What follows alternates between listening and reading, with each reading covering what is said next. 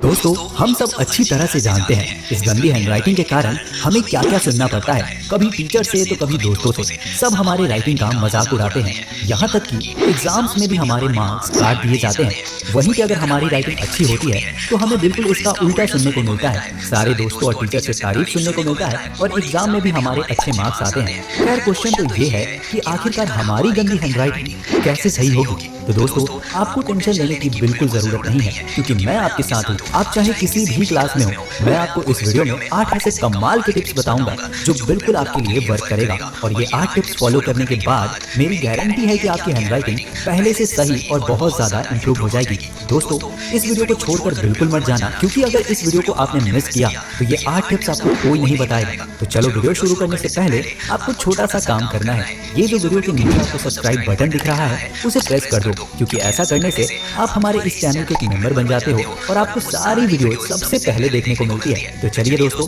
Video में अब आगे बढ़ते हैं। दोस्तों, आपके क्लास में ऐसे बच्चे जरूर होंगे जिनकी हैंडराइटिंग बहुत ज्यादा अच्छी होगी। उन्हें देखकर आप भी सोचते होंगे कि काश मेरी भी हैंडराइटिंग अच्छी होती। दोस्तों, हम बार बार अपनी हैंडराइटिंग को देखकर यही सोचते हैं कि ऐसा क्या किया जाए जिससे हमारी हैंडराइटिंग पूरे क्लास में सबसे ज्यादा अच्छी हो जाए, पर हमें कोई ऐसा तरीका ही नहीं मिलता जिससे हम अपनी राइटिंग को अच्छा बना सकें। पर अब आपको टेंशन लेने की बिल्कुल भी जरूरत नहीं है। दोस्तों, अब जो मैं आपको टिप्स बताने वाला हूँ वो सारे टिप्स आपको बिल्कुल ध्यान से समझना है और एक भी टिप्स आपको बिल्कुल भी मिस नहीं करना है। तो चलिए जानते हैं। Tips number 1, letter size. दोस्तों, हम जब भी लिखते हैं तो ज्यादातर टाइम हम कोई लेटर बड़ा तो कोई छोटा लिख देते हैं। यानी कि किसी भी वर्ड्स में जो लेटर्स होते हैं वो अगर एक दूसरे से अलग अलग साइज के होंगे तो वो हमारा वर्ड कुछ ऐसा दिखेगा। वहीं कि अगर सारे लेटर का साइज किसी भी वर्ड में अगर इक्वल या बराबर होगा तो हमारा वर्ड कुछ इस तरह से बहुत सुंदर दिखेगा। इसलिए हमें लिखते टाइम लेटर साइज का ध्यान जरूर रखनी चाहिए। अगर आपके हैंडराइटिंग में लेटर साइज की प्रॉब्लम दिखती है तो आपको इसकी प्रैक्टिस करनी है। अब चलते हैं अगले टिप्स पे। Tips number 7, letter space. दोस्तों, लेटर्स के साइज के साथ साथ अगर 2 लेटर के बीच में ज्यादा गैप हो तो हमारा वर्ड कुछ ऐसा दिखेगा। वहीं कि अगर 2 लेटर के बीच के स्पेस को इतना कम रखा जाए तो भी हमारा वर्ड सही नहीं दिखेगा। इसलिए जब भी हम लिखते हैं तो हमें 2 लेटर्स के बीच के स्पेस को मेंटेन रखना है, ना ही इसे स्पेस को ज्यादा रखना है और ना ही इसे कम। ऐसा करने से वर्ड्स काफी सुंदर दिखेगा। टिप्स नंबर 6, लेटर से। दोस्तों, मैं आपको 2 वर्ड लिखकर दिखाता हूँ, आप चूज करो कि आपको कौन सा ज्यादा बेटर लग रहा है। पहला ये और दूसरा ये। अब आप बताओ इन दोनों में से आप कौन सा चूज करोगे। मुझे पता है कि आप ये सेकंड वाले को चूज करोगे क्योंकि ये दिखने में काफी सही लग रहा है। चलो, अब इन दोनों में से चूज करके बताओ कि आपको कौन सा ज्यादा बेटर लग रहा है। अब आप फर्स्ट वाले को चूज करोगे क्योंकि ये भी दिखने में काफी सही लग रहा है। आपने ध्यान दिया होगा इस वर्ड में लेटर का शेप थोड़ा टेढ़ा मेढ़ा है, लेकिन इस वर्ड में सारे लेटर का शेप बिल्कुल सही है। इसलिए दोस्तों, आप जब भी लिखो तो लेटर्स के शेप को बिल्कुल सही रखना है। मुझे पता है एक बार में ये सही नहीं होगा, पर आपको प्रैक्टिस करते रहना है और धीरे धीरे करके लेटर का शेप भी आप सही कर लोगे।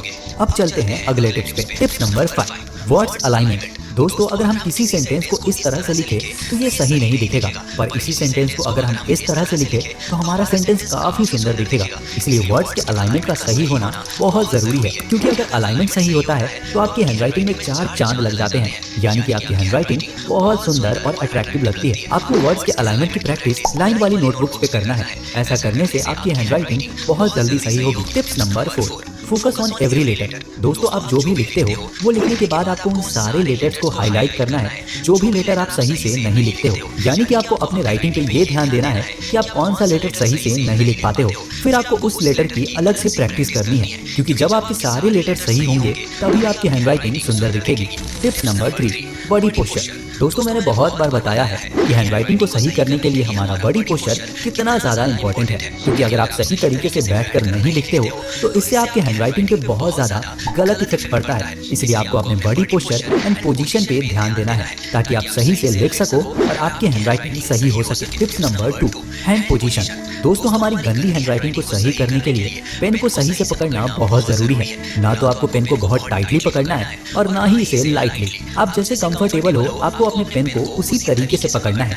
वैसे पेन को कैसे पकड़ना है इसकी डिटेल वीडियो हमने अपने चैनल पे डाल रखा है, आप उसे ये वीडियो देखने के बाद जरूर देखना। दोस्तों, अब टिप्स नंबर 1 जानने से पहले मैं आपको एक कहानी सुनाता हूँ।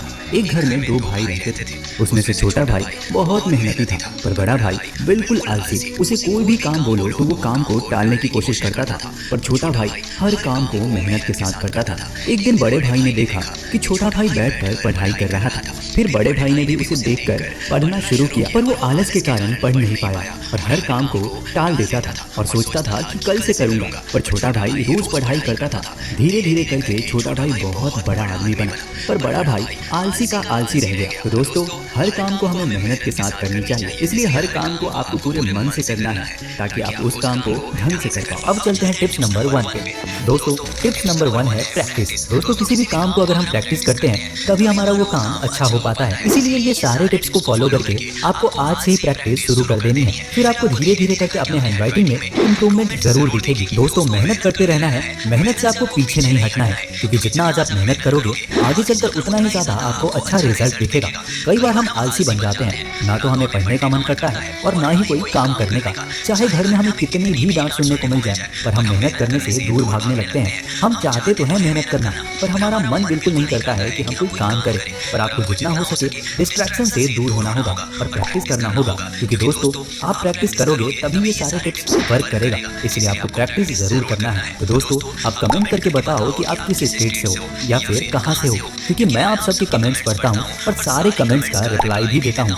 दोस्तों, आप कमेंट जरूर करना और ये वीडियो अपने उन दोस्तों को जरूर भेजना जिनकी हैंडराइटिंग बहुत गंदी है। तो अगर आपको ये वीडियो अच्छा लगा हो तो लाइक जरूर करना और जाने से पहले सब्सक्राइब करना मत भूलना। और दोस्तों, हमारे चैनल पे हैंडराइटिंग से रिलेटेड और भी बहुत सारी वीडियोस है, उसे जाकर देखो अभी।